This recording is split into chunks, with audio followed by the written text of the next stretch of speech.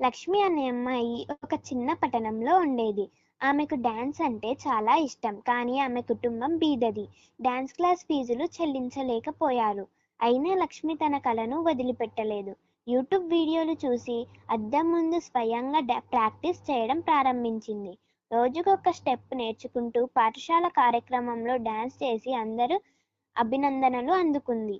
కొంతమంది స్నేహితులు ఎగతాళి చేసినా ఆమె పట్టుదల తగ్గలేదు. రో ఒకరోజు రాష్ట్ర స్థాయి డాన్స్ పోటీ జరగబోతుందని తెలుసుకుంది. తన కష్టంతో ప్రాక్టీస్ చేసి ఆ పోటీలో పాల్గొంది. వందల మందిలో ఆమె ప్రదర్శన అద్భుతంగా నిలిచింది.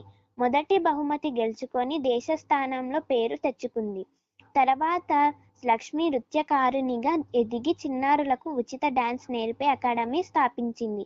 ఈ కథలోని నీతి: మన దగ్గర ఉన్న వనరులు చిన్నవైనా పట్టుదల పెద్దదైతే విజయం మనదే.